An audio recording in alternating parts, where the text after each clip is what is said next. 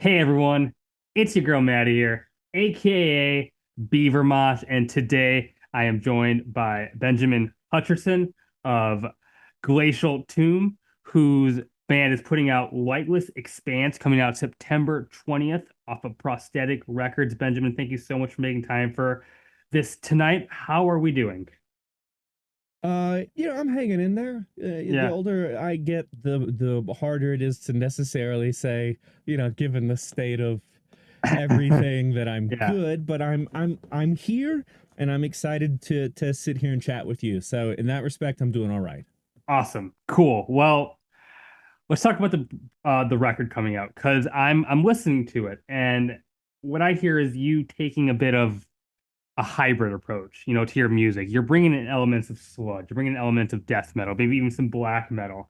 And I'm wondering, how are you able to approach and bring in the elements from these differing areas of extreme metal and balance them out for a sound that is yours? Do you kind of sit down as a band and think, this is the right amount of black metal we want to pull out, this amount of death metal, and I kind of create a recipe? How do you approach this? I think that's a great question because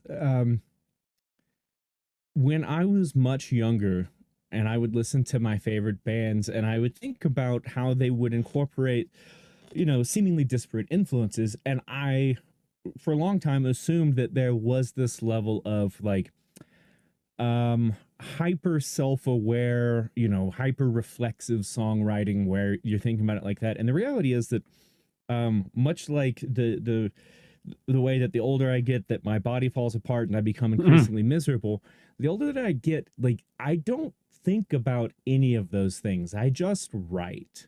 Yeah. Um, and it's because I've been listening to, so many different kinds of extreme metal for so long, and I've been playing guitar for almost 30 years at this point, which that feels bad to say out loud. Um, but as a result, having played for so long and played in so many bands and learned so many different songs and licks over the years, and in all of the other stuff that comes with doing this for a long time, combining all of those elements is less of a sort of calculated scientific process and much more a kind of delightfully messy process of trying to harness abstract influence and wrangle these concepts from the ether into something intelligible for the listener. I would love to tell you that I have some sort of formula and I sit down and I think, if I add 11% black metal, it does this. Yeah. I just think it needs to be big and dumb, or it needs to be grand and melodic, or it needs to be evil sounding. And somewhere in there, those are probably sort of coded reference points for certain kinds of death metal or black metal or mellow death or whatever. But I don't Yeah. think about them as such. It's just, I think about it much more in terms of the emotion that I'm trying to elicit in myself as I play, and the emotion I'm Yeah. trying to elicit in the listener. And then, however that comes out in terms of the sort of influences that people read into it, as long as it moves them in something along the lines of what I'm aiming for, that then I've succeeded.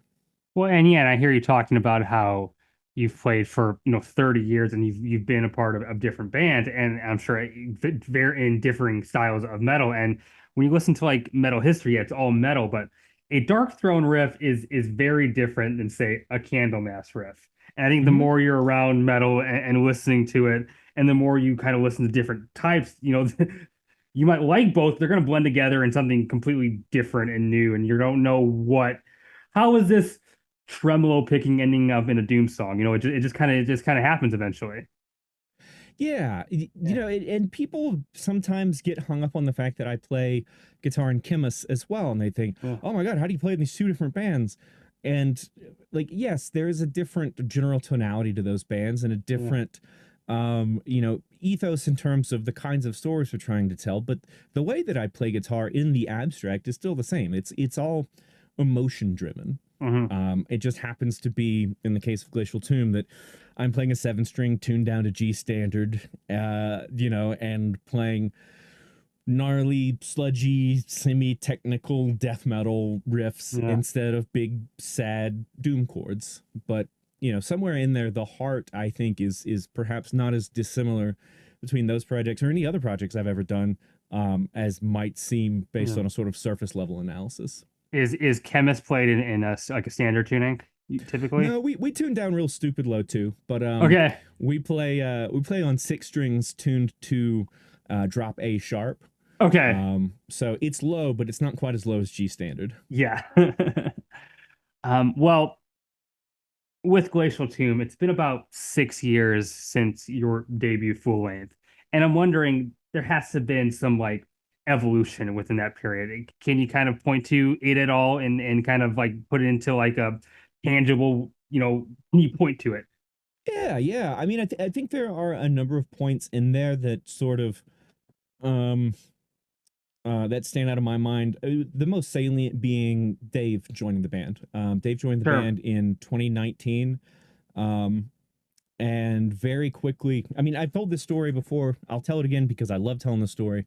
So we're looking for a bass player, and our friend Alex Pace, who used to play in this band called The Void, great band that were on Relapse Records back in the day.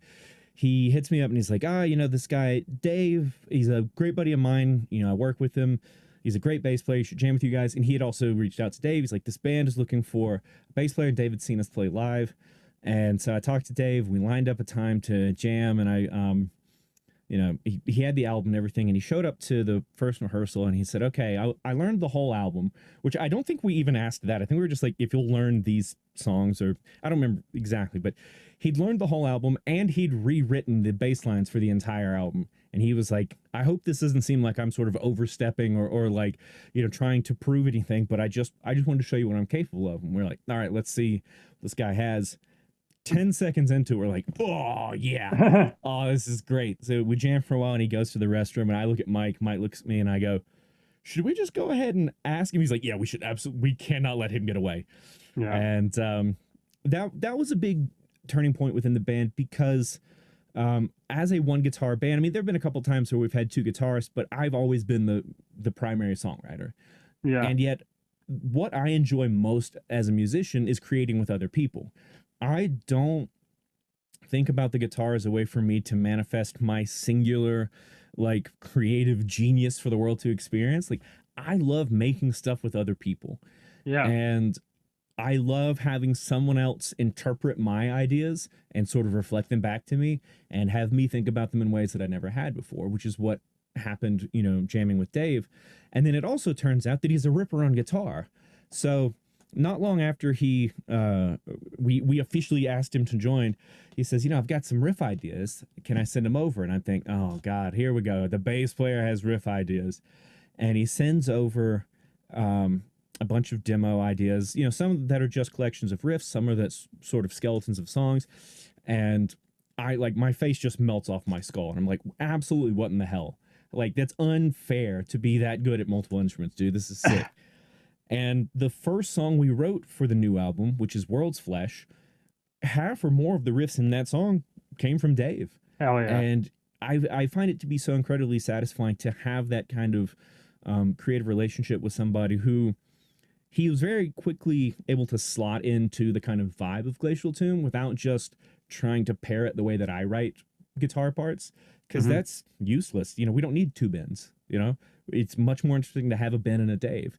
And so as that songwriting dynamic became increasingly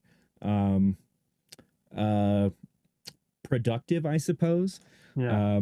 we've been able to write more and more and more, I think, interesting and complex things. The other big thing being that, like, I mean, I guess it's going to be the elephant in the room until we're all dead, right? That, like, the pandemic changed everything, Of the course. headline of the century. But, like, Yeah. for us, we had been kind of gearing up to start writing an album and, do the album cycle thing that you do. And when isolation hit, that coincided with me having a complete mental health collapse and seeking psychiatric care.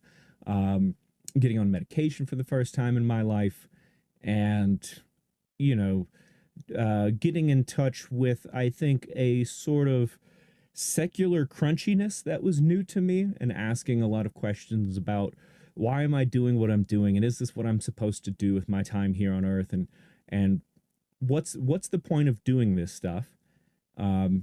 and coming to a set of answers that, although not necessarily um, full of rainbows and sunshine and puppies, still gave me, or not necessarily gave me, but like reflected a newfound attitude towards most aspects of my life, which is that I don't have to do any of this. We don't have to do any of this. We don't have to be a band. We don't like, none of this is required. So if we're going to do this, let's do everything that's part of being a band, it's part of being a musician in the most intentional way, in a way that centers our authenticity, which is not to say that we hadn't done that before, but that Mhm. like I didn't know to ask those kinds of questions as an individual, and I don't think we knew how to ask those kinds of questions as a band. Um, and to center those concepts of authenticity and it might sound weird to say in the context of extreme metal, but gratitude to Sure. create together, to create art that speaks to other people and say like, okay, if this is the motivation to do this, then we can't ever lose sight of it. And being sort of forced out of what, you know, for so many bands, I mean ourselves included, was that sort of standard release the album, tour, write the new album, release the album, tour cycle that never ends until you retire or die. And being able to say like, if we're going to do this, we do all of it on our own terms, Hmm. which, you know, it took a few years to see the album come out, but that's why we self-recorded. That's why I produced and engineered. That's why we self-financed. Like, we weren't going to do anything that made us beholden to anyone other than ourselves. Of course. And in checking in with ourselves regularly about, is this the art that we want to put into the world? I mean, the songs that are on this album went through so many different iterations. I mean, that the album opener, Stygian Abysswar, there's at least two other versions that existed at some point that are almost completely different. Like Hmm. maybe a element or two that's the same, but it was almost a sort of like Ship of Theseus kind of thing where you change enough parts and you're like, I mean, we're gonna stick with the song title, but like it's a fundamentally different thing. And we felt empowered to do that. We didn't feel Sure. motivated because someone at a label was saying, I don't know about this, or we played it live and you know, that was like, oh, people didn't mosh hard enough. It's like that's not what it's about. Like we No. are our own sort of um interpreters of the value of our art here. Yeah.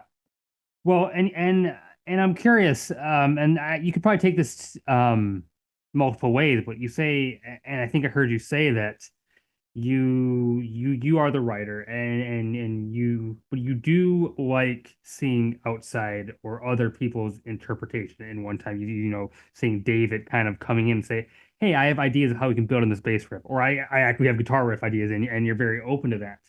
And I'm wondering if that works in other ways. You know, have you ever read a review of a Glacial Tomb album or a Khemmis album and see, oh, those are some good perspectives. Maybe we will incorporate those critiques in the next album. Or I don't know, have you ever seen a guitar cover of a Khemmis song? You're like, oh wow, what they're doing on this song is different than I did, and I like it, or something like of that nature.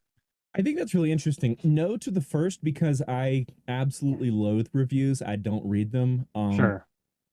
Not because I think there isn't such a thing as valid art criticism, but I think that it's largely absent from um, music journalism in America, maybe in the rest of the world, but I don't live in the rest of the world. But in Yeah. America, it's all about um, it's about getting clicks and getting eyes, and so you know, negativity is commoditized or just like borderline toxic positivity. Like there's very little historical context offered for analysis of art, and as someone who lives with pretty severe mental illness, I don't need anything that can push me in one direction or another. I'm just like, hey, you know what? Uh, how it affects people is how it affects people. Now, Sure. that said, when people tell me, because I'm much more interested in how um, people, I was gonna say how humans, as though people who write about music aren't humans. But you know, Yeah. like even people that write for your various metal blogs or whatever, like how it affects them outside of the context of a deadline. If someone says, you know, this music moved me in this way, or it resonated with me because I was having this experience, I don't explicitly think, ah, yes, I'm going to do more of that. But I'm sure that it sort of reifies my own predispositions towards certain melodic phrases or certain kinds of guitar layers. Now the second part, I do not necessarily find myself drawn towards watching other people play my stuff per se, but when I see other people play my stuff, Jesus, that Mhm. sounds so self-centered, but play any of the music that I've been part of. Yeah. But I am much more interested in how people whose art I respect elicits emotion in me, and just sort of like work backwards from there. Like whether it's the technical aspect. So, for instance, Gorgut's huge influence on me. Luke LeMay, like I don't have much in the way of guitar heroes, but like Luke LeMay and Mike Scheidt from Yob are the two closest things to guitar heroes that I have. Um, because they are both able to elicit very strong emotions in me when I listen to their music. How they play guitar is quite different from how I play it, but that doesn't change the fact that I'm interested in how they construct chords or how they incorporate Yeah. vocal melodies along with certain kinds of chord progressions to elicit that feeling. Yeah. Um, but the analysis only goes so deep in a sort of scientific sense, and it's much more like, okay, so this is how I get to this, for lack of a better term, vibe. Mhm. So now, how do I put that through my own lens? How do I put that through the Glacial Tomb machine to do our version of it? Last thing I want to do is like try to recreate a one-to-one replica of how Forgotten Arrows or The Unreal Never Lived or something like that. Like I, I don't need to put the Glacial Tomb version of those songs into existence, Right. but when I feel the hair on the back of my neck stand up from a certain part, I do like to sort of step back and think, now why is my pulse quickening? Why is this making me feel horrified or joyous or some combination of those two? Hmm. Yeah. Obscura broke my brain the first time I heard it. Oh yeah. Uh, Oh yeah. it didn't make any sense in the best way possible. I'm like, I've heard death metal before. This is this is that, but a completely different animal. And I've heard, but I that was the first Gorguts album I heard. Then I went back Mhm. and I listened to the older ones. I was like, oh wow, they were just a death metal band. And I think something just happened, and Local May just got bored and wanted to do something just completely out different. And I'm glad he did. Oh yeah, absolutely. Yeah. Um it's you know, Yeah. there is something to those the first two records, but like the Gorguts that I know and love and that I feel like inspired by is when they got weird. Yeah. And for them to be able to do that and then break up and then Luke goes and does other stuff and then comes back, reforms the band with a new lineup and puts out an album and an EP that are just like that take those discordant elements but incorporate this level of composition that Mm. he is capable of. I was talking about this recently with somebody that like for a cat that knows how to compose literal orchestras, it's orchestral pieces and establish these complex motifs. He has riffs where it's literally I take the pick and I stick it between the strings and that's the riff. And it's like for a lot of folks, it's just like they did that by accident, and that's Yeah. how a lot of the weird sounds in new metal exist. But here, it's a level of intentionality, which, to go back to my earlier point, like that's on some level, even before I knew that I cared about the intentionality of songwriting or of weird noises in a riff. I think that resonated with me because I knew I'd seen, even in the pre-YouTube days, videos of him talking about writing this stuff. And it wasn't, I dropped the pick on my guitar, it did a thing and it was cool. And he was like, I wanted to do something that was the opposite of music. And it's like, what? The opposite of music? What? That, Mm. oh my God, yes. Yeah. Every meme about your brain blowing up just all in one Yeah. moment. Almost has like a John Cage, like 411 approach to metal music. Like, you just like Yeah, take, yeah, yeah, yeah. yeah, yeah. I've seen Gorguts live multiple times, and I swear to God, every time I see them, Luke LeMay's stage banter, he's so it's almost like he's more excited to play the show than the people are to go see him. But I resonate. It's like this weird, like excitement and positivity. Like he's just never lost the like thrill of being on stage. Like it's still Yes. like, whoa, I get to do this. This is so cool. The gratitude is palpable. I am Yeah. I am very lucky to call Luke a friend of mine, which is a Hmm. thing that, like, if you had told 19-year-old me that that would be a sentence that I would say out loud, I would have said that you were a liar. Yeah.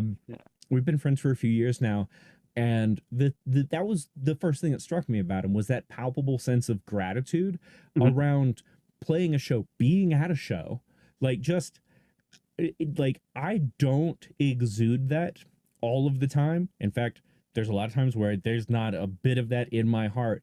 But then I think about it, I'm like, not that I should try to manufacture it or be performative about it, but I can probably find it if I put in a little bit of work. I don't have to just sort of accept a general sense of malaise. It's like it's somewhere in there. Yeah. I think if we all channeled our inner Luke LeMays and Mike Scheitz and just had the gratitude, be a little more upfront, balance it out with the acceptance and acknowledgement of what things are. Surrender is part of finding serenity, but you know, surrender doesn't necessitate the kind of giving up that I think the term often implies. Hmm. And in fact, surrendering to the things you can't control, I think frees up more of your heart to feel that gratitude. Because yeah, absolutely. I mean, when Gorguts came through last year, whenever they were on tour with Cannibal, I was at that um, show. it was God. It was like to hear him talk on, and then afterwards we were hanging out, and he was just buzzing. He was so stoked. I'm like, yes. Always try to find that part of my heart and hold on to it. Mm. Absolutely that. I was at Maryland Death Fest earlier this year, and Gorguts was like, I mean, they weren't the headliner, they were one of the higher billed acts, but Yeah, yeah. the way the way they acted on stage is like they were like acting with the humility of someone who was like playing at noon. It was just like it was surreal. I love it. Um, I love it. um, well, on this record, you're working with the ever so busy Arthur Rizek. And, obviously you're seeking him out. I'm wondering what makes him so, why do people want to work with this guy so much? What does he bring out of your sound? Yeah, everybody does want to work with him, and Yeah. the thing is, it's because he has the uncanny ability to make a band sound like the best version of themselves Hmm. without just imparting his production unto it. Yeah. And there are lots of phenomenal producers out there that do that. That if you work with them, it is your music, but it is a insert producer name here album. And Arthur has this ability to be kind of a chameleon in the best sort of way, Hmm. that he's not going to just take his, tips and tricks and put them onto your record. He's going to think through that album and say, like, what is it that this band's trying to do? And he and I talked about this extensively before he started mixing the album. He's like, what kind of, I use the word vibe so much, and I hate it because I feel like it lacks precision, and we use it to describe so many things, but also I don't have a better term. So like, what's the vibe of the record? What are you trying to do here? And I had some points of reference in terms of specific bands. I talk to anyone that'll listen about how great Covenant is. Like, Yeah. yes, the first two Morbid albums are great, but like when I think Morbid Angel, I think Covenant.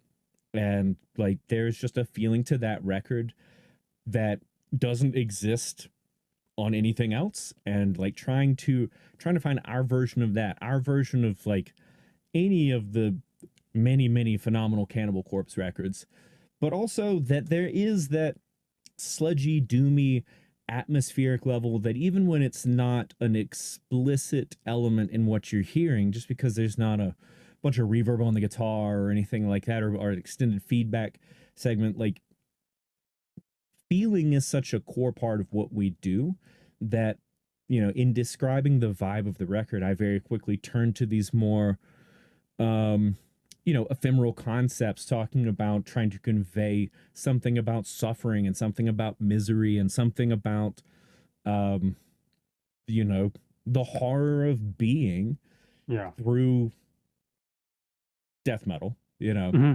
and that Arthur hears that and he goes, "Yeah, I have a grasp of what that should feel like." And then he puts it through his own machine. What's the Arthur Rizek machine do to that? Because if he just gave me a mix that sounded like Covenant, I mean, that'd be cool, but that's not what we want. We Hmm. want to sound like the best version of us. And he that's why you can listen to this record, or you can listen to, one of the Creator albums he's done, or Soulfly, or Cavalier Conspiracy, or et cetera, et cetera. And you can tell that it's an Arthur record, but it doesn't just sound like they sort of put it through the Arthur machine to get the finished product. Like, he engages with the material and the sort of concepts in the material in a way and with a degree of rigor that I think is really uncommon and makes his work that much more special. Yeah, and his music that I think he's most known for would be like Summerlands and Eternal Champion. So it's like almost like easy to just think of him as like this great trad metal guy, But Mm-hmm, mm-hmm. he works with doom metal, he works with death metal. He just understands metal as a concept and can do it all and just kind of create all kinds of approaches to it in a way that I don't think a lot of people have that sort of flexibility. Yes, yes, Yeah, absolutely. I think flexibility is a good word to describe him there. yeah, And again, it's not because he lacks his own unique creative voice as a producer, far from it. yeah, But it's that he has an open-mindedness to yeah, say, like, yeah, I will try this thing. That maybe this is how I would have mixed it without feedback from the band, but you want to hear it like this? Let's do it like this. Let's dial this up. Let's dial this back. Let's see what happens.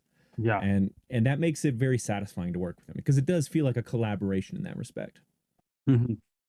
Now, when I listen to this new Glacial Tomb record, something that I'm impressed by is that you are able to sound very big and dense, but you're only a three piece. You think of, walls of sound, you need two guitars, a bass, drums, you need it all. You're doing it as a three piece. How are you able to pull that off? Well, thank you for saying that we're pulling it off. I think that every three-piece band that plays anything heavy, that's a thing that you're cognizant of, is that the tradition within metal is to have two guitars. Yeah, Um, and I mean, and I certainly wrote for two guitars on the album. Like, there are plenty of times where the channel left and channel right guitars are doing different things, but also like writing it with the knowledge that, by and large, it will be played with just one guitar. yeah, And so trying to write um, not just guitar parts, but parts of songs or entire songs that feel dense without feeling overwhelming. And that has, that includes the sort of chord shapes and chord structures that we use, the kinds of movement within a singular instrument, but also the interplay between guitar and bass. I'm going back to singing Dave's praises. He has a great ear for this too, where if I have a sort of motif I'm trying to establish, he'll say, okay, well, you're going up. Let's introduce a little bit of contrary motion. I'll move down. It'll give this greater sense of mm, size to what we're doing. Um, but never letting that kind of braininess override the gut response that, like, if we do a thing and we're stoked on it, then that's how it's going to go. And if we write something, we spend a lot of time really dialing it in, and then we jam it and we go, eh, then that's not the move. We're not going to try to force it. mhm, Um, and specifically on guitar, it's because I love putting together the biggest, ugliest, dumbest chords I can. I think back to the 90s when Trey from Morbid Angel had, I think he had an article in Guitar World or Guitar One, I don't know, one of them. And he talked about how he would play power chords back in the day, and he's like, but that wasn't enough. I wanted the chords to feel bigger, so he started adding the fifth and the bass, and he was like, and that wasn't enough, and then he added another note below it. So at a certain point, you're just barring across every single string and putting your other mm, fingers in places, and you wind up making what are technically like fancy jazz chords. But I'm not sitting there thinking like, if I raise the seventh here, that'll really add a bit of tension. I'm like, oh, if I do this, it makes it scary, and then we go from there. And then I'll yeah. analyze it after the fact and think, oh, well, it's because we have the seventh, but we also have the minor second in there, and blah blah blah blah blah. But I don't think about it like that at first. I just try to get that feeling across. Yeah. One of my favorite death metal records of all time is Unquestionable Presence by Atheist. And it's a very complicated record. It is Sure, yeah. in ways very cerebral, but it never feels like it's like trying to be this math problem. It is a death metal record. It keeps that, feeling. It just kind of experiments with how it gets that sound and that feeling across. And then Mm-hmm. I think of like on the other extreme, you think of Ace of Spades by Motorhead. That's just a simple ass, to the point metal record. Yeah, And yeah. both can exist, but like how do you find that right balance of like, okay, we want something that's like very layered and intricate. How do we do that without becoming too self-indulgent? Or on the other hand, how do we just want something that's like just hard hitting and simple and just hits? How do we do that without like losing any sort of like interesting musicality? How do you find yourself on the spectrum? How does a That's a band great find themselves? question. Yeah. Yeah. I mean, I think there are a lot of possible answers here. The Yeah. the the primary one for us is that we again sort of go with our gut, and that I I have a pretty strict threshold for braininess and whatever uh uh dumbness, for lack of a better Yeah. term, when it comes to sort of like riff structure and Yeah. chord choice and everything. So I think about, as you were saying this, I was thinking about, for instance, like the middle section in Sanctuary that has a freaking bass solo, Yeah. under this very sparse atmosphere. Like the chord shapes that I'm using on the guitar there are very, there's a lot happening. There's a lot of sort of clashing note relationships, and it was Hmm. very intentional to do that, but also to choose a cleaner tone to open it up for Dave to do his thing. But the riff on either side of that is just a big dumb riff. And Yeah. it's just like, it's one chord shape that we're moving around chromatically. And I think it's because um, I know I'm not the first person to draw the comparison between some form of art and then cooking, which is its own form of art. But I think about like the sort of necessary contrast that I want in a dish. Like I don't want it to be nonstop complexity with so many different flavors and so many different sort of experiences that I can't process any of them. And certainly when it comes to how different elements of a dish come together, or different courses in a meal come together, if it's all that, then by the end of it, you're exhausted. At least Yeah. I'm exhausted. Some people crave that, and that's fine. On the other end of the spectrum, there is something very satisfying about a steak and a potato. But if you only eat that, at a certain point you go, God damn, I'm tired of eating this. So Mm. there's something to be said about moving back and forth between the two. Not necessarily in the same dish, of course, although sometimes perhaps. But but recognizing that sometimes you just want the big dumb meat and potatoes kind of section or riff or whole song, and that sometimes it just feels right. And I know that that can be a sort of unsatisfying answer to say, like, well, it just feels like it should be X, Y, or Z. But I also try not to interrogate it past that point, because if I am able to create this thing with my bandmates and it feels like it elicits the feelings that it should, and that it moves through the sort of elements, the sonic elements, the different tempos, whatever that it should, then that's good enough for me. And when someone like you says it feels like it's well balanced, I think, well, hell yeah, I balanced it well. That's great. Because if you're like, feels like there's too much happening, I'd be like, oh man, I thought it was pretty well balanced. Oh crap. Oh geez. Um, and so at the end of the day, it really is a matter of like just trusting our intuition and saying, this feels like it's enough. In one direction or another, this feels like it's enough. And so we're going to let it be and just sort of let this song exist and put it out for everyone else to experience. You know, when you were saying that, I where my mind went was like, okay, I think that is why Black Sabbath is such a great band. Because you Black Sabbath can like have this punchy hook like Iron Man or Paranoid. But then it'll come to time when like Tony Iommi is just like, what can I do that's super interesting and different and kind of like cerebral? And then they bring it back down again and just like this dumb stadium rock song. And then they're back to being kind of experimental. And then they got that way Yeah. toward the end of the like later part of the Ozzy era. They it's Yeah, kind yeah, of yeah. yeah. Yeah, I mean, absolutely. That I like.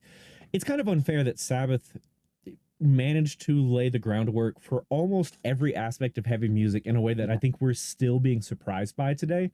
Mhm. Um, whether it's, you know, the glorious tritone interval from the song Black Sabbath on the album Black Sabbath by the band Black Sabbath, or, you know, just like basic pentatonic riffing, or just the classic like da da da da, which is in like 100 different Sabbath riffs and is still satisfying to do today. The like E power chord to D and back to E.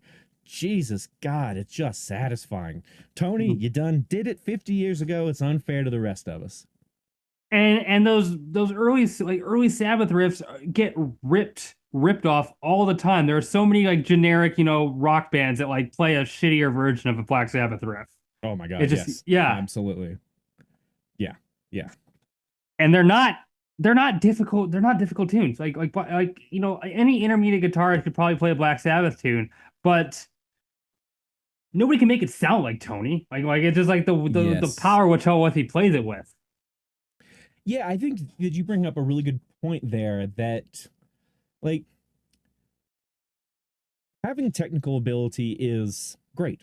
And Yeah. I mean, the three of us absolutely worked our butts off over the last few years to get our playing to the level that it is on this album.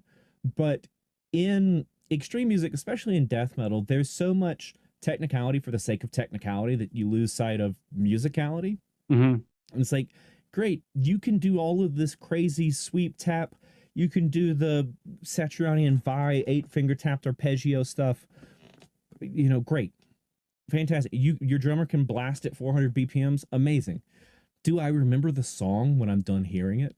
Like I think that's one of the most important lessons from Black Sabbath. And in fact, in talking about like modern death metal, I've often said that I say I've often said like I'm some wise man atop a mountain. But anyway, I've told people before that like I feel like every guitarist in the last 20 years learned the wrong lesson from Necrophagist, Hmm. which is they saw Muhammad be a guitar god and they're like, I need to learn to shred like that.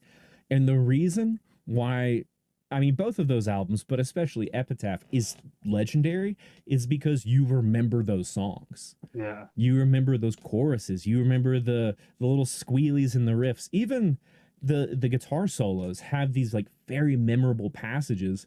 I mean, you know, fermented offal discharge from the first album, which is such a funny term to say out loud in anything other than a death metal voice, Yeah. has this beautiful, classically composed guitar solo. And I know so many people who don't even play guitar that can hum or whistle along to that solo. And it's because he prioritized that songwriting over just sheer technicality. Mm. And I'm certainly not trying to posit myself as a player on his level. Good lord, like dude is a master, no doubt about it. But when I listen to those songs, I don't think I should be able to shred harder. I think how is it that this riff, how is it that this element of this song is still in my head? And Epitaph came out what 20 years ago? 20, I think it came out in Yeah. 03, 04, 05, somewhere in there. Um Jesus, you know, like that's the lesson to take from it. You could take that all the way back to Tony Iommi. Everyone that's ever written a kind of riff Yeah. misses the fact that that riff rules because it's part of a larger, more memorable moment in a song. It's Oh not yeah. just about, oh, well, it's like the cool, like, yeah, but what else is going on? What else is with the note selection, the bass, the drums, the singing? It's all about the songcraft. Hmm. You even think about Ozzy. Like Ozzy was. No one's gonna say that Ozzy was like a technically gifted singer. Nobody thinks that. But Yeah. goddamn, try to sing Paranoid and have it have the Yeah. same effect as Ozzy does. Just the way he presented that, just like so believable. Absolutely. Yeah. Absolutely. Yeah. Yeah. Yeah. Um, and the way you describe like, people taking the wrong lesson from Necrophagist, I'm wondering if maybe that's part of the reason why bands like Tomb Mode and Undeath and bands of that nature are latching on with so many people because they're doing the opposite. They're really kind of emphasizing this very tuneful sort of death metal. Mm-hmm. Mm-hmm. Yeah. Yeah. I mean, you know, I heard the first single from that new Undeath record, and I was shocked because, like, I think that band is good and has been good for a long time, Yeah. but it was like stadium, like I can picture people singing along to the chorus. It had this very like European metal, and I say this with like all of the respect, like it felt very anthemic, and it was like, Hmm. oh, they have turned their focus towards the song in a way that most death metal bands don't. Most death Yeah. metal bands are like, cool, that's a sick riff, cool, that's a sick riff, cool, that's a sick riff. Well, we got 9 of them, I guess that's a song. And they're like, no, there's going to be a hook, and Yeah. this hook is, I mean, it has to be hooky. That's what makes it a hook. And prioritizing that, and you're like, yes, there are still sick riffs in there, but not at the cost of the song, not at the Right. cost of it being memorable. And I am 100% here for it. Like younger me would have been like, ah, it's a traditional songwriting and it needs to be avant-garde and complicated. No, it doesn't.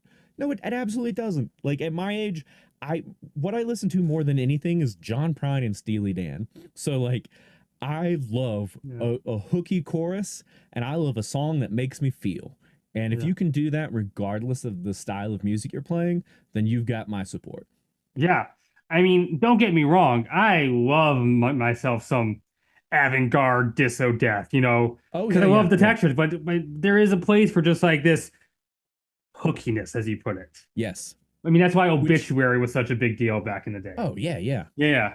In when it comes to the more like dissonant end of the spectrum, that's why a band like Ulcerate is better than all of the other ones, because they have this melodic sensibility about them that like it envelops you. It doesn't feel like it's like challenging you. Not even that's not the term that I want. It doesn't feel like it's trying to fight you off like a lot of Disso Death does, where it's like, yeah, Yeah. good luck getting into this. We made this as hard to understand as possible. Hmm. Like they want you to get in the middle of that song and feel.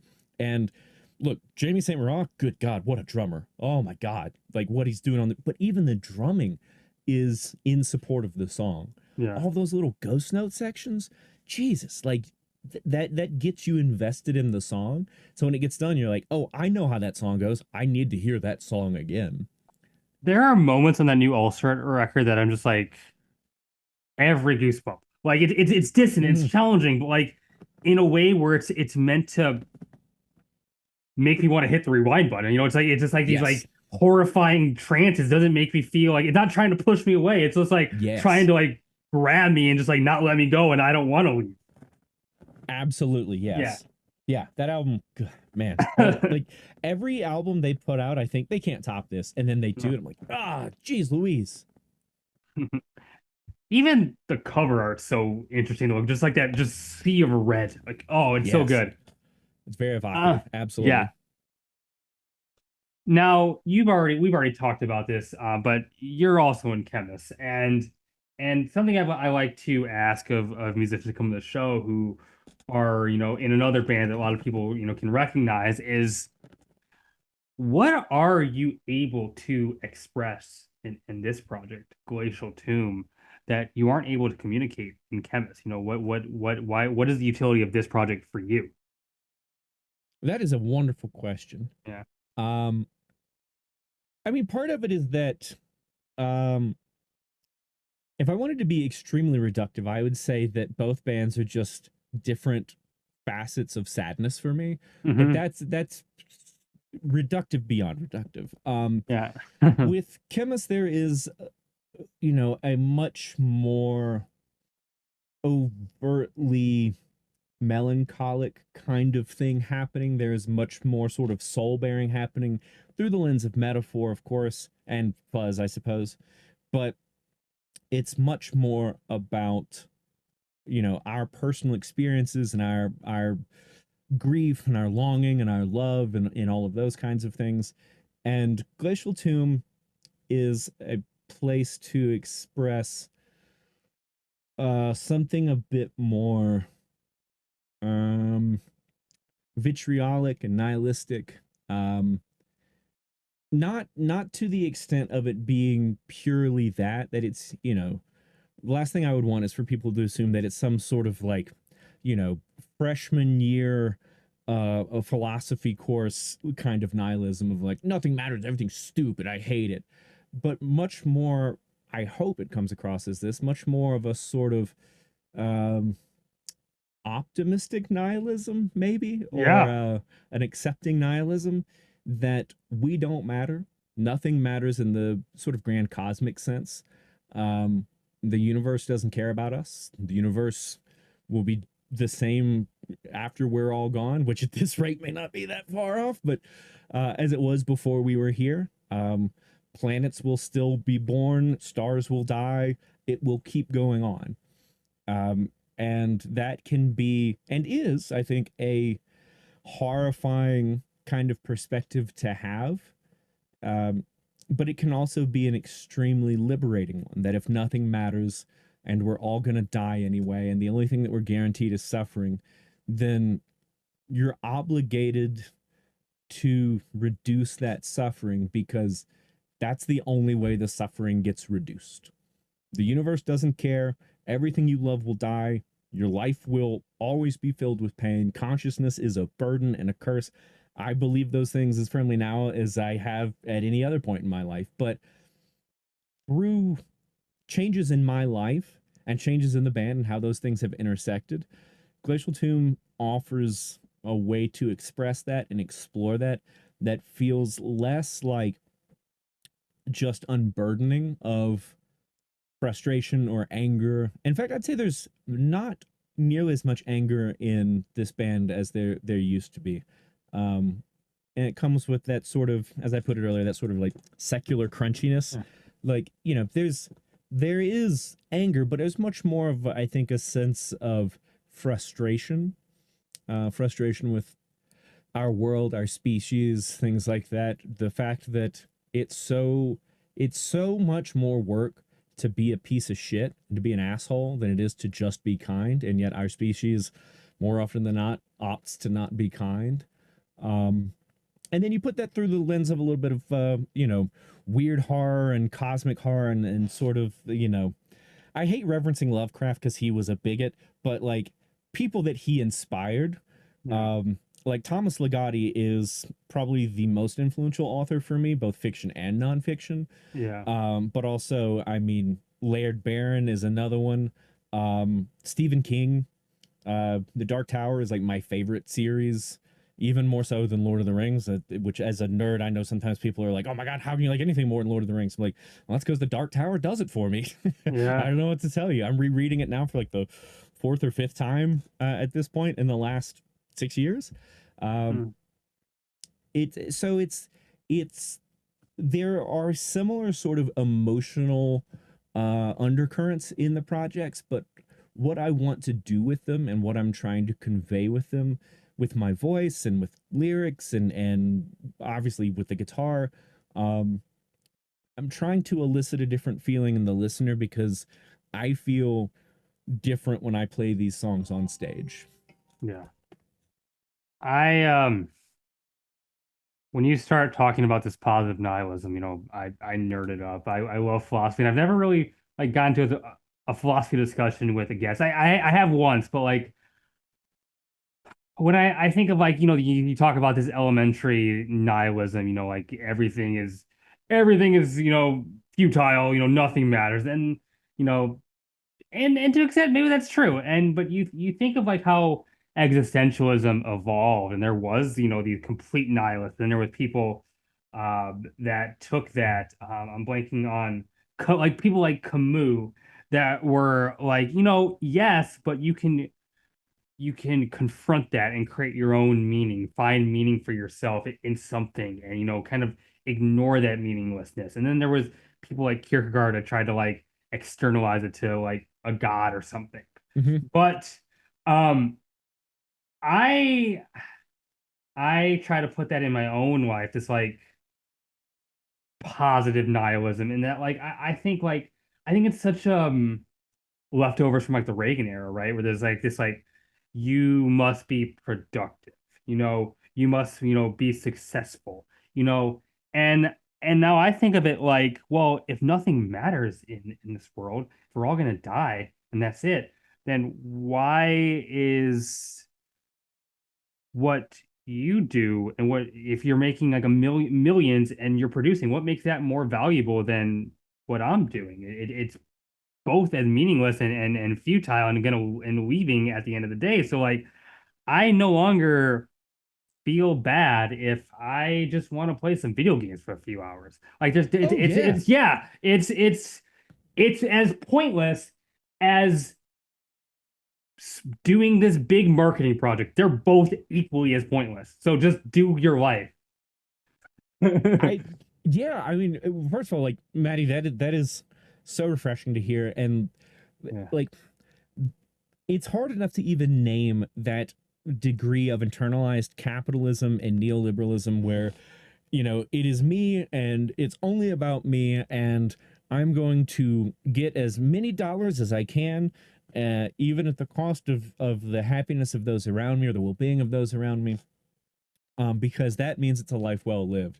And all I can think of when I think about that is like that's absolutely fucking ludicrous. Yeah. Because if you've got your arms full of gold and diamonds, and if you are literally wearing rags, guess what? We all go to the same place, and it is the ground. We Yeah. all return to the dirt. Yeah. And we like, yes, we have to be practical about it and say, like, sure, we have to literally keep the lights on. We have to keep a roof over our head. So unfortunately, that means we have to do some degree of the bullshit that, America asks of us. But it doesn't mean we have to do it mindlessly. And it No. doesn't mean that we have to dedicate our lives to that. Um, and these are things that when you say them out loud, you're like, that seems pretty simple and pretty obvious. Like, I struggle with this in therapy constantly. I'll say something and my therapist is like, whose voice is that? I'm like, oh my God, that's the voice of like the American dream. That's what that is. It's not me. That's like, I don't want that. I don't give a shit about that. Why do I Mm. still feel that? And I love you contextualizing it, with the God, it for all of the ways in which Black Sabbath, put things in motion for heavy metal.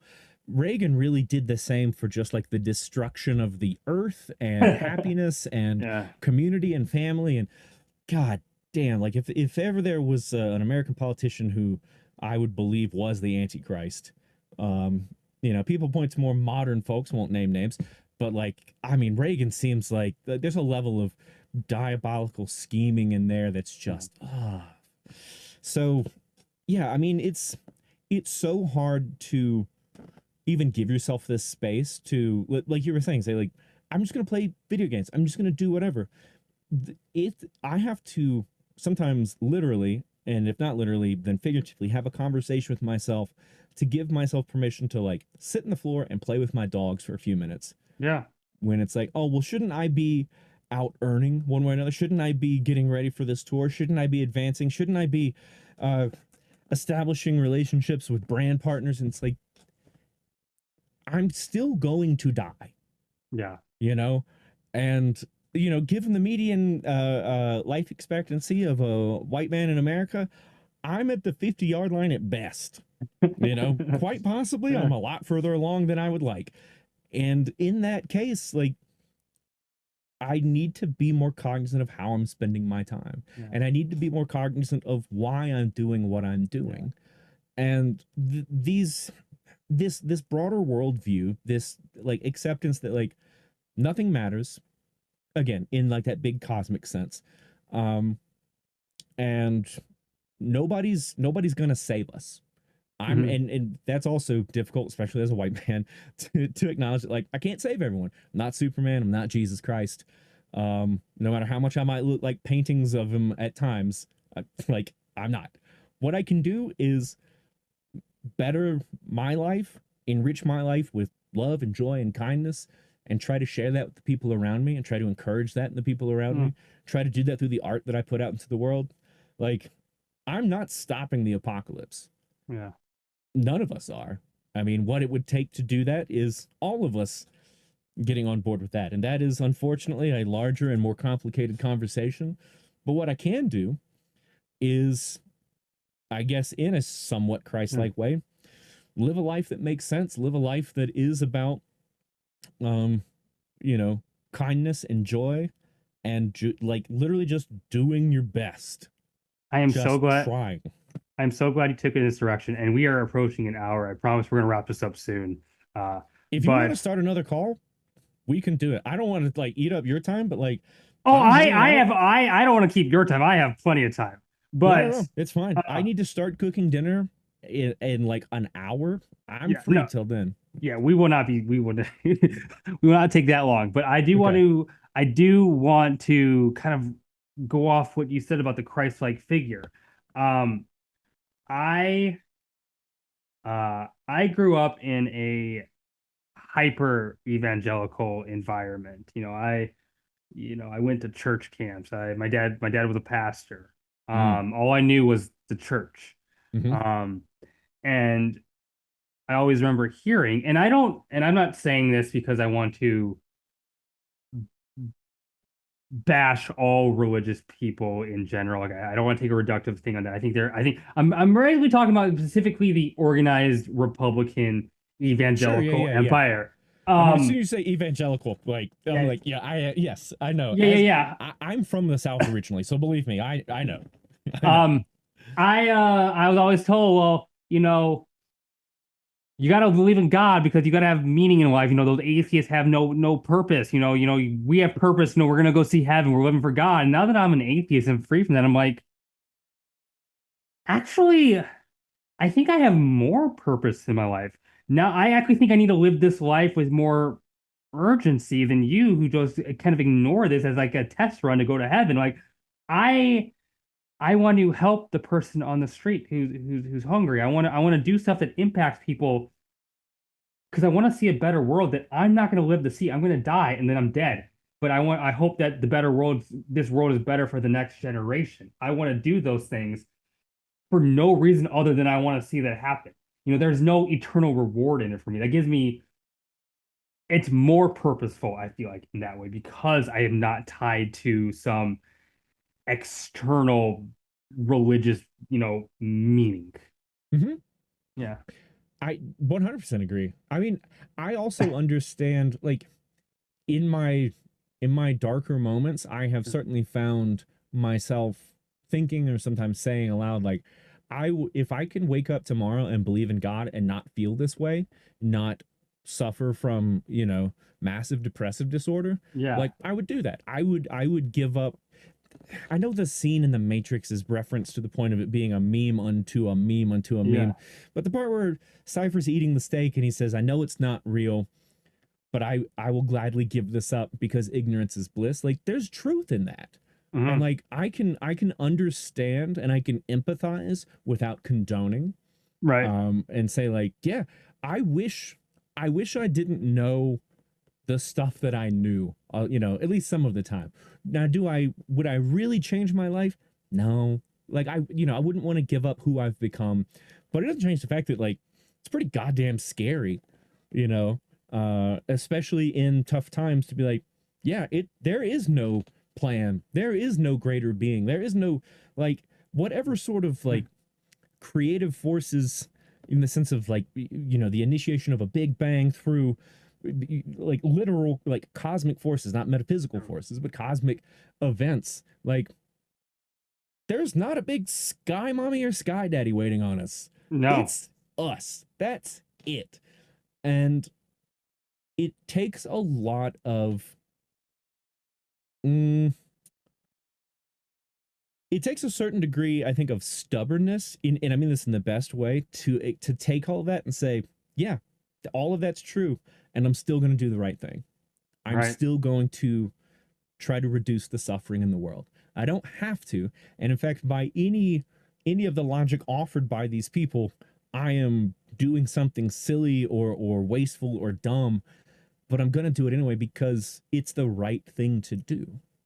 And I don't need that morality to be dictated by anything other than like empirical data and the recognition that if we want to take emotion completely out of it, we can say like by any quantifiable metric, Yeah. kindness as manifested through equitable, division of labor, whether it's domestic labor or sort of broader global labor, uh, elimination of a police state, reduction of inequality, all of these things makes life better. people live longer, people suffer less negative health outcomes. Like all of this stuff gets better. Mm.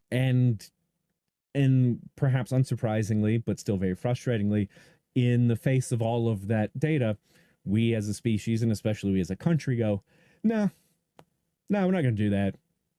The obvious thing, no, we're not going to do that. We're going to do this other thing instead. The most insidious thing that I think a lot of, I guess, pro Christian apologetics people say is that like their argument that there must be a God's, objective morality. Like, where does morality come from? It doesn't come from like some outside source. And I'm like, well, morality has changed over time, but um Yeah. I I my morality, I don't need a God. I am looking to find ways to bring the most equity to people and cause the least harm and find ways to communicate that with other people so that we're collectively coming to these solutions to and bringing the powerless down to the same level as the powerful. Mm-hmm. Mm-hmm. Your morality is supposed to come from some objective being. Is Your morality is making life a living hell for LGBTQ people and immigrants and anyone who's like marginalized. That's your morality. I don't want that morality. I do think your morality is wrong, and I reject it wholeheartedly. And so your argument for an objective morality, well, then if there is an objective morality that is your God, I don't want to be have anything to do with your God. Yeah. I mean, it's a worldview based on cruelty that you call morality Yeah. is, I mean, I suppose in the loosest sense you could say it is still has something to do with morals, but they're pretty fucked up. Yeah. Now there are people who find meaning in Christianity who do very good things, and I'm glad for that. I mean, there were people that were abolitionists that were devout Christians, and there were also slaveholders that were devout Christians. Yeah, yeah, But exactly. your morality clearly isn't objective because there's two very, very different moralities coming from there. And they're reading the same book on Sundays. Yeah. Yeah. I mean, it's like so many other aspects of existing in this world, it's the further along you get, both in terms of getting old, but also just in terms of like, I don't know. I don't want to use the term enlightenment because God, that's loaded, and also it sounds really presumptuous to say that any of us have Yeah. achieved any degree of enlightenment. But like consideration and mindfulness and being reflective, like you just see that like it doesn't have to be this way No. in every possible sense. Like it doesn't have to be this bad. The only thing that has to be, in the sense of like we can't change it, is the nature of existence. That's it. Like Mhm. that sucks. Existence is pain, however you want to frame it, but like everyone you love dies. Everything you want, most of it doesn't happen. Can't control the future. All you can do is exist in a time and a place and have forces act on you. Um, and yet we as a species say, let's make this worse. Let's crank everything else up to 11 and make this as Yeah. shitty as possible. It's like, it doesn't have to be this way. Like, it could be so much less shitty for all of us, but it's not gonna be. No. I Not would love to end that sentence to be like, and I believe it's coming. I don't. The unfortunate reality is like, I don't. I think that, you know, there are a lot of versions of this world where we as a species either have already gotten our act together or realistically can. I don't think this world's one of them. And the maybe the next creatures to achieve sentience will do better. Um yeah. I don't think they could do worse.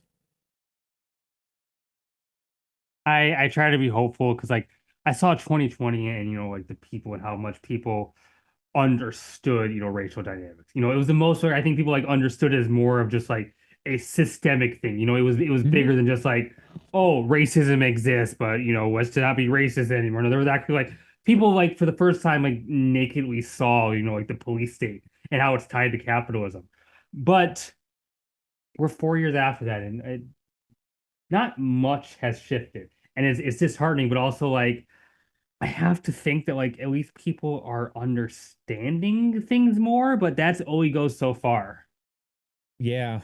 I Yeah. mean, it's Look, there's a reason that I used to be a professor and I'm not anymore, and a Yeah. lot of it has to do with being so thoroughly disillusioned about the markers of progress that we latch on to as a society, Yeah. and at a certain point being like, the university is just another institution through which we reproduce the very dynamics we claim to study and attempt to undermine and attempt to deconstruct. Um, and I found that my own purpose in this world was better um, manifested, perhaps, through. I mean, I was already poor because, like, we don't pay educators anything in this country. So I was like, at least I'll be poor and feel like I'm actually doing something, actually making a difference in terms of creating art and creating experiences, but like with my bandmates, but also like with people at shows and putting albums out. And in our country, where we got among the millions of things we hate art and we hate artists, but that's discursively. I do think that one of the things that's very powerful and very unique about metal, and this is probably true for like hardcore and punk, but I'm not in those worlds, or at least I'm tangentially, connected to those worlds. But like, there is, I think, a greater appreciation for art and a greater connectedness to art as a pursuit, in large part because of how the sort of class dynamics work, and that most folks that listen to metal and love metal tend to not be the wealthy elite. No. Thankfully don't see billionaires rocking out to, Weakling and Morbid Angel and Yob and whoever else.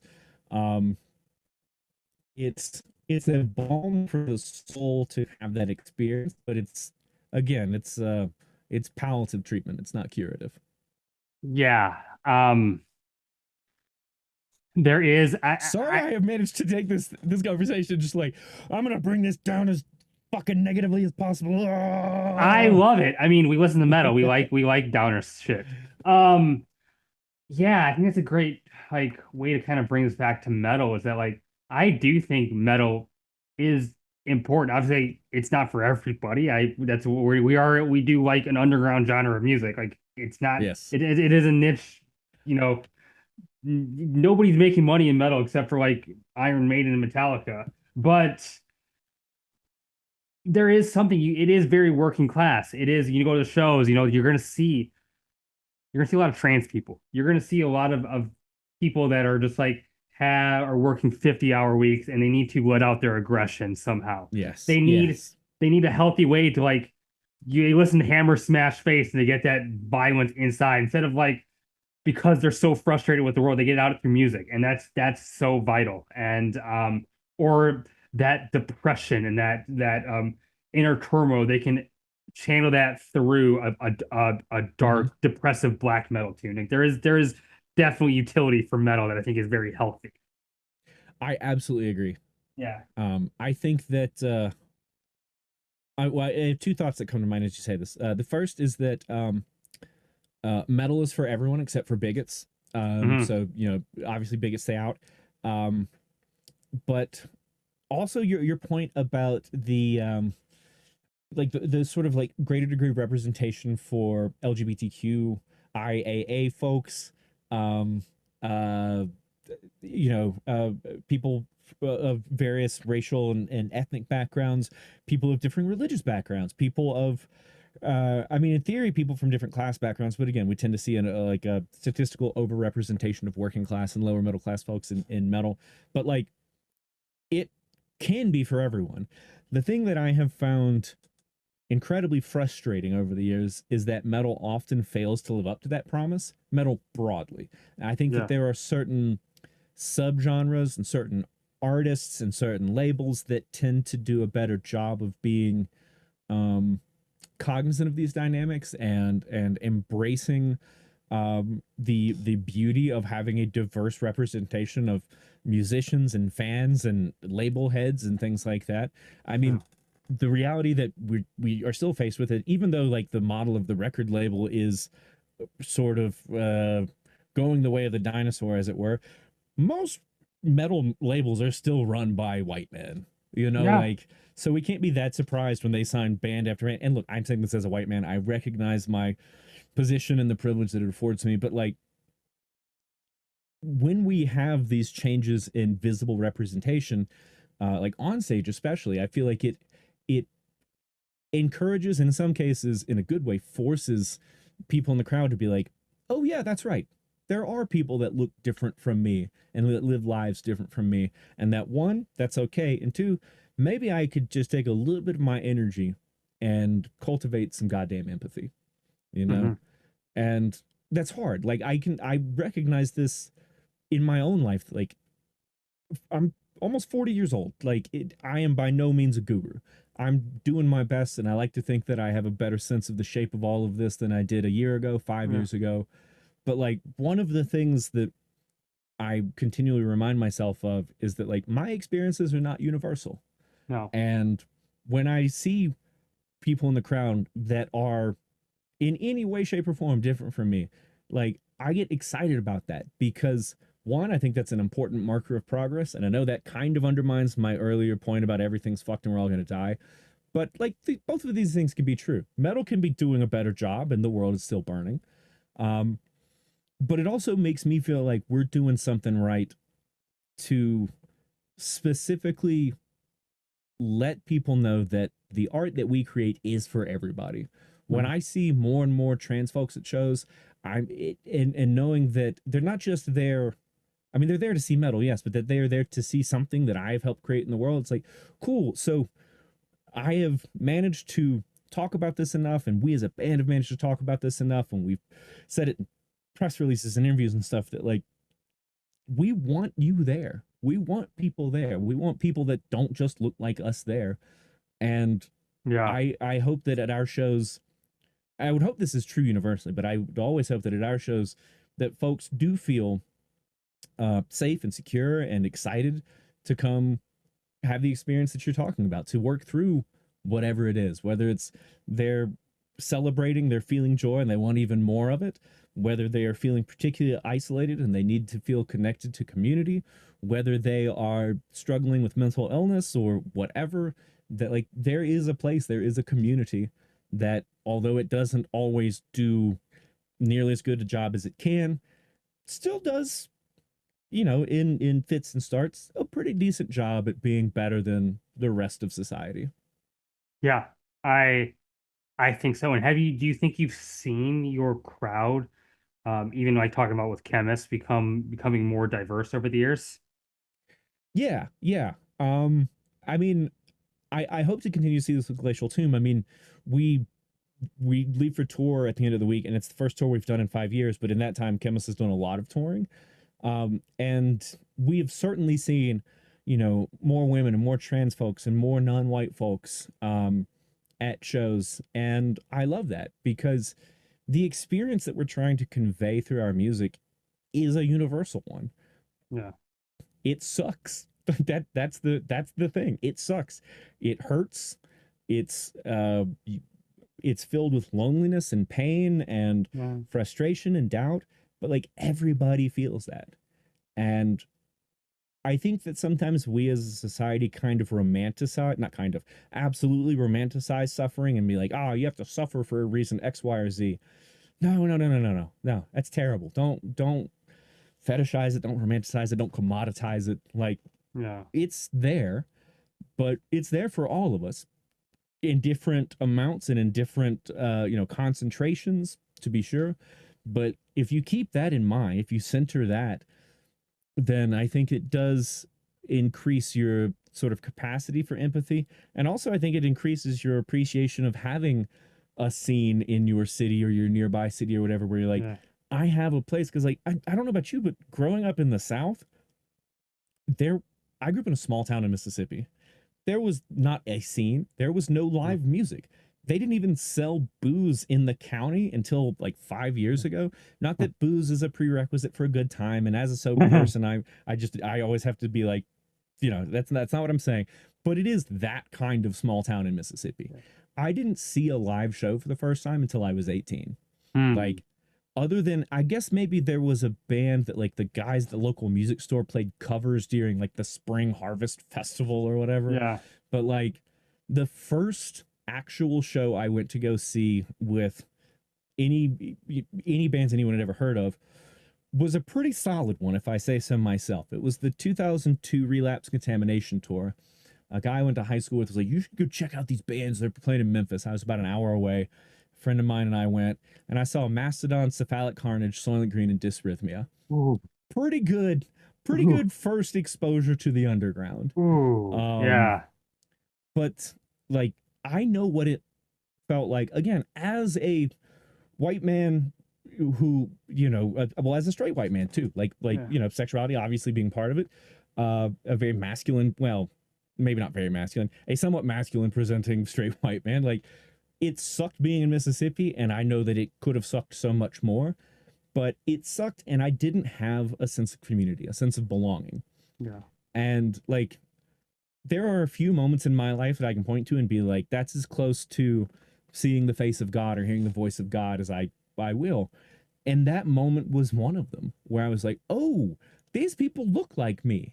These yeah, people know what moshing is, like this sort of just that initial exposure to like, there was a world beneath the world that I've yeah, seen every single day.